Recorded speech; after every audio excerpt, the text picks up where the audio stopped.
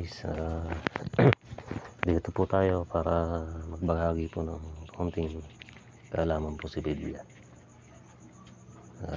Patuloy na po follow ang aking page at sumubaybay at para updated din po kayo sa ating vlog at marami pa po tayo matututunan. Dadako po tayo sa King James Version ng John 3:16 at marami na pong nakakaalam nito.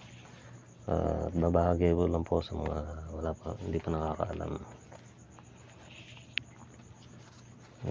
Babasahin po, dadako po tayo sa John 3:16. For God so loved the world that He gave His only begotten Son, that whatsoever believeth in Him should not perish but have everlasting life. Ano po ba ang ibig sabihin nito? Paliliwanag po natin kung paliwanag po rito sa John 3:16. Ito nga po ay sinasabi po rito na kung gaano po tayo kamahal ng Panginoon. Ang una po umibig sa atin ay ang Panginoon bago po tayo.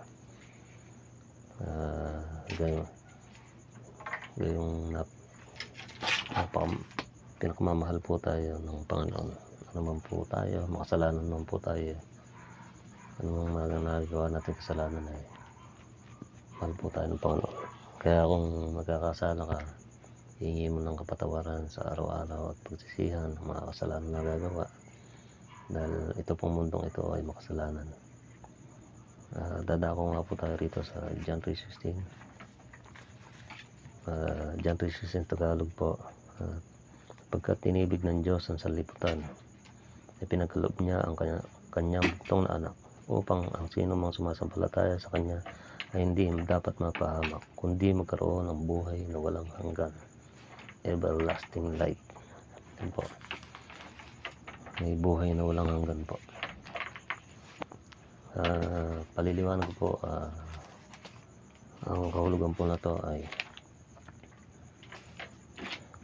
tunay tayong minamahal ng ating Panginoon, kaya nga ibinigay niya ang kanyang anak si Jesus upang tayo ay tubusin sa ating mga kasalanan. Si Jesus ay pinako sa krus, pinahirapan, doon niya siya nalagutan ng hininga. Siya ay inilibing at pagkaraan ng 3 araw ay muling nabuhay at umakyat sa langit. Diba sinasabi po rito, pinakikita po rito na may buhay na walang hanggan, pagkayari ng kamatayan. At kung hindi po nabuhay si Jesus ay walang buhay na walang hanggan.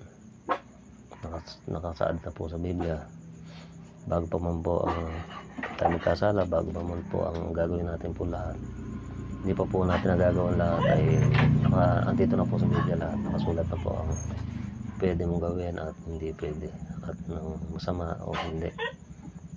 Nasa tao na lang po kung tatalima po sila sa kautusan. Nga po, nabuhay at umakyat sa langit. Sa kabila ng pagtubo sa atin ng Diyos, sa atin niyang kasalanan, ay patuloy pa rin tayo nagkakasala. Kaya naman ang pag-uhusga sa ating mga kasalanan, Panginoon, ay kakaharapin natin sa ating kamatayan. So sa ating po palang kamatayan, doon po natin haharapin lahat po ng nagawa natin kasalanan, hindi natin pinagsisihan. Halimbawa, bigla lang po kayo namatay, hindi kayo nakapagsisi sa inyong kasalanan, marami kayong kasalanan nagawa, o may bigat pa ng dibdib sa puso mo bago ka namatay. Karamihan iba po namamatay po sa galit at hindi nakakapagpatawad. Yun po ay kaharapin po natin. Doon po tayo lilitisin sa pangalawang buhay sa langit. Kaya dito pa lang po ipinahayag na po ang pangalawang buhay. Dahil po ang Biblia ay kinasihan po ng Panginoon yan. Tulad nga po ng tao yan, pero lahat po ng writer ng nagsulat ng Biblia hindi nakita-kita, pero iisa po ang sinasabi. Yan po ang paliwanag po dyan. Lahat po ng kasalanan, gumawa ka ng kasalanan yan, lahat po ng kasalanan yan may consequence. Halimbawa, umiinom ka, alam mo na kung saan patungo yung pag-inom mo. Yan. Hanggang sa magkasakit ka, ganyan. Yan po, may consequence po sa lahat ng ating kasalanan at pagbabayaran po natin lahat ng ating nagagawang kasalanan. Kaya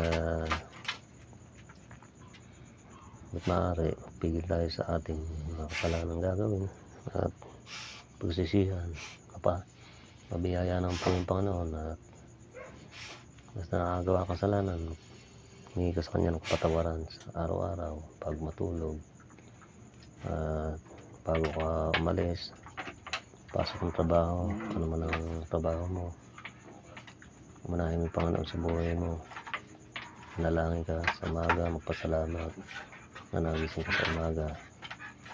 At yun po, pagpapala na po yung ating buhay na tayo po yung humihinga pa. Kahit mahirap ang buhay, meron tayong lakas, binibigyan po tayo ng lakas sa araw-araw.